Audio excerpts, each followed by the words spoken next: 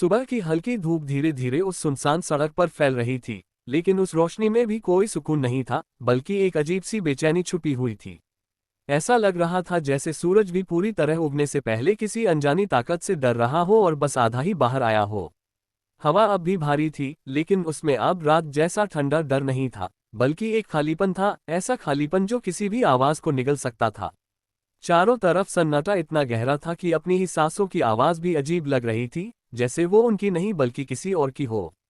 चारों दोस्त उसी जगह खड़े थे, बिल्कुल उसी मोड़ पर जहां कुछ घंटे पहले उनकी पूरी दुनिया टूटकर बदल गई थी। सड़क अब सामान्य दिख रही थी, कोई अजीब मोड़ नहीं, कोई टूटा हुआ पेड़ नहीं, कोई जंग लगा बोर्ड नहीं, सब कुछ पहले जैसा था, लेकिन फिर भी कुछ था जो बिल्कुल गलत लग रहा था। जैसे किसी ने पूरा दृश्य बदल दिया हो, लेकिन पीछे छुपा हुआ डर वहीं का वहीं छोड़ दिया हो। जमीन पर हल्की नमी थी, जैसे रात की बारिश अभी भी वहां सांस ले रही हो। विहान की सांसें अभी तक पूरी तरह नॉर्मल नहीं हुई थीं। उसकी आंखें बार बार उसी दिशा में जा रही थीं जहां जंगल था, जैसे उसे डर हो कि अगर उसने एक पल भी नजर हटाई तो सब कुछ फिर से शुरू हो जाएगा। उसके चेहरे पर वो कॉन्फिडेंस अब नहीं था जो रात की शुरुआत में था। उसकी जगह एक ऐसी चुप्पी थी जो अंदर ही अंदर उसे खा रही थी। वह बार बार अपने हाथों को देखता, जैसे उसे यकीन नहीं हो रहा था कि वो अब भी उसी दुनिया में है या किसी और लेयर में फंस गया है। शैताली अब भी पूरी तरह शांत नहीं थी। उसके हाथ हल्के हल्के कांप रहे थे और वह बार बार अपनी नजरें नीचे कर लेती थी, जैसे उसे डर हो कि अगर उसने सामने देखा तो फिर से वही चीज दिख जाएगी। उसकी आंखों में एक ऐसा डर था जो सिर्फ रात का नहीं था, बल्कि किसी ऐसी चीज का था जो अब भी उसके आसपास मौजूद महसूस हो रही थी, भले ही दिखाई नहीं दे रही थी। ऋतिक कुछ कदम पीछे हटकर खड़ा था और लगातार अपने फोन को देख रहा था, जैसे उसे उम्मीद हो कि कोई नोटिफिकेशन आएगा और बताएगा कि सब कुछ नॉर्मल है। लेकिन उसके अंदर एक अलग ही बेचैनी थी, क्योंकि उसे बार बार लग रहा था कि ये साइलेंस असली नहीं है, बल्कि किसी बड़े तूफान से पहले की खामोशी है।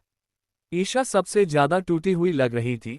उसकी आंखें लगातार इधर उधर घूम रही थीं, जैसे वो किसी इनविजिबल प्रेजेंस को ढूंढ रही हो जो सिर्फ उसे दिख रही हो।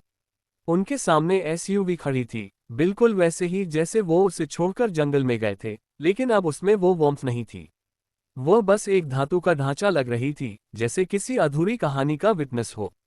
हवा अचानक हल्की सी तेज हुई और उसी के साथ पेड़ों की दूर हल्की सरसराहट सुनाई दी, जो इतनी हल्की थी कि अगर ध्यान न दिया जाए तो लग सकता था कि कुछ हुआ ही नहीं।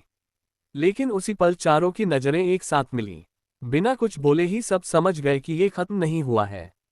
उनके दिमाग में एक ही सवाल घूम रहा था, अगर हम सच में बाहर आ गए हैं, तो फिर ये डर अभी भी क्यों जिंदा है। और ठीक उसी समय सड़क के किनारे कुछ ऐसा हिला जिसे देखकर चारों की सांसें एक बार फिर अटक गईं। चारों अभी भी सड़क के बीच खड़े थे, लेकिन अब उनके अंदर का डर धीरे धीरे पैनिक में बदलने लगा था। हवा अचानक पहले से ज्यादा ठंडी महसूस होने लगी, जैसे आसपास का तापमान एकदम गिर गया हो। दूर जंगल की तरफ फैला धुंधला कोहरा अब धीरे धीरे सड़क की तरफ बढ़ रहा था, और उसके साथ एक अजीब सी गंध भी हवा में घुलने लगी थी। गीली मिट्टी, जली हुई लकड़ियों और किसी बहुत पुरानी सड़ी हुई चीज की गंध। ऐसा लग रहा था जैसे जंगल अभी भी उन्हें छोड़ने के लिए तैयार नहीं था। ऋतिक ने कांपते हाथों से अपना फोन निकाला। उसकी स्क्रीन बार बार ब्लिंक कर रही थी, जैसे सिग्नल पकड़ने की कोशिश कर रही हो। कुछ सेकंड बाद अचानक नेटवर्क वापस आ गया। चारों के फोन्स एक साथ वाइब्रेशन करने लगे। उस सुनसान सड़क पर अचानक एक साथ आती नोटिफिकेशन की आवाज इतनी अजीब लगी कि चारों चौंक पड़े। ईशा ने जल्दी से अपना फोन अनलॉक किया और अगले ही पल उसका चेहरा सफेद पड़ गया। उसकी गैलरी अपने आप खुल चुकी थी। स्क्रीन पर सिर्फ एक ही फोटो दिखाई दे रही थी, वही जंगल, वही टूटा हुआ मंदिर, और मंदिर के सामने खड़ी वही बूढ़ी औरत। लेकिन इस बार कुछ अलग था। फोटो में बूढ़ी औरत कैमरा की तरफ नहीं देख रही थी, वो सीधे ईशा की तरफ देख रही थी। ऐसा लग रहा था जैसे तस्वीर नहीं, कोई खिड़की हो और दूसरी तरफ से कोई उन्हें देख रहा हो। ये फोटो किसने ली? ईशा की आवाज पूरी तरह कांप चुकी थी। चैताली ने तुरंत अपना फोन देखा, लेकिन उसके फोन में भी वही फोटो थी। ऋतिक और विहान के फोन्स में भी बिल्कुल वही इमेज दिखाई दे रही थी। किसी ने वो फोटो सेंड नहीं की थी। ना कोई नाम, ना कोई नंबर, फोटो बस अचानक उनके फोन्स में मौजूद थी, जैसे वो हमेशा से वहीं हो। विहान ने खुद को संभालते हुए कहा, काम डाउन, शायद कोई ग्लिच होगा। लेकिन वो खुद जानता था कि ये कोई ग्लिच नहीं था, क्योंकि फोटो धीरे धीरे बदल रही थी। चारों ने डर के मारे स्क्रीन को घूरना शुरू कर दिया। तस्वीर में खड़ी बूढ़ी औरत अब पहले से थोड़ी और करीब दिखाई दे रही थी। फिर और करीब, जैसे हर पासिंग सेकंड में वो तस्वीर के अंदर से उनकी तरफ चल रही हो। ऋतिक ने डरकर तुरंत फोन नीचे फेंक दिया। भाई ये नॉर्मल नहीं है। तभी अचानक विहान के फोन पर एक नया नोटिफिकेशन पॉप अप हुआ। कोई अननोन सेंडर। मैसेज में सिर्फ एक लाइन लिखी थी, तुम लोग बाहर नहीं निकले। चारों के शरीर में जैसे बिजली दौड़ गई। हवा अचानक और तेज हो गई। पेड़ों की शाखाएं जोर जोर से हिलने लगीं। और उसी पल सड़क के दूसरी तरफ खड़े जंगल के अंदर किसी लंबी काली आकृति की हल्की सी मूवमेंट दिखाई दी। सड़क के दूसरी तरफ जंगल के अंदर दिखाई दी वो लंबी काली आकृति कुछ सेकंड तक बिल्कुल स्थिर खड़ी रही। चारों की नजरें उसी पर जम गईं। हवा अचानक पूरी तरह शांत हो चुकी थी। ना पत्तों की आवाज, ना हवा की सरसराहट, जैसे पूरा जंगल अपनी सांस रोककर उन्हें देख रहा हो। फिर धीरे धीरे वो आकृति आगे बढ़ी। पहले सिर्फ उसका साया दिखाई दे रहा था, लेकिन जैसे जैसे वो पेड़ों के बीच से बाहर आने लगी, चारों के चेहरों का रंग उड़ता चला गया। उसका शरीर इंसानों जैसा था, लेकिन बहुत ज्यादा लंबा। हाथ असामान्य रूप से नीचे तक लटक रहे थे और उसकी चाल बिल्कुल नॉर्मल नहीं थी। ऐसा लग रहा था जैसे उसकी हड्डियां टूट चुकी हो और फिर भी वो चल रही हो। ईशा डर के मारे पीछे हट गई। वो हमारी तरफ आ रहा है। चैताली की आंखों में आंसू भर चुके थे। ये खत्म क्यों नहीं हो रहा? विहान ने खुद को संभालते हुए एसयूवी की तरफ देखा। गाड़ी तक पहुंचो अभी। चारों तेजी से एसयूवी की तरफ भागे। उनके कदमों की आवाज उस सुनसान सड़क पर गूंज रही थी। पीछे जंगल के अंदर वो काली आकृति अब तेजी से उनकी तरफ बढ़ रही थी। उसके कदमों की आवाज नहीं आ रही थी, लेकिन फिर भी ऐसा महसूस हो रहा था जैसे हर कदम के साथ सड़क हल्की कांप रही हो।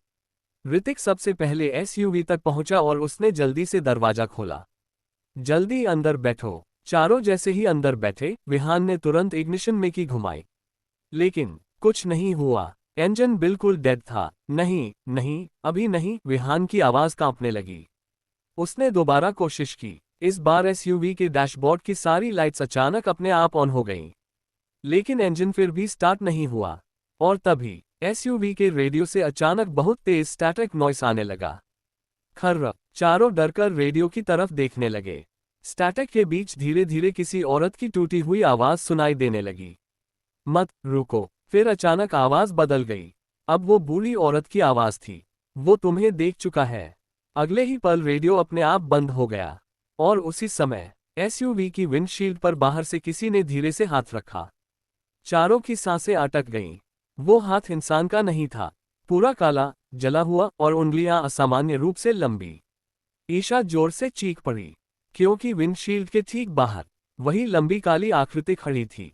लेकिन अब उसका चेहरा दिखाई दे रहा था, और उसका चेहरा देखकर चारों की रूह कांप गई। उसकी आंखें नहीं थीं, सिर्फ खाली काले गड्ढे, और उसके मुंह पर एक अस्वाभाविक लंबी मुस्कान फैली हुई थी, जो धीरे धीरे और बड़ी होती जा रही थी।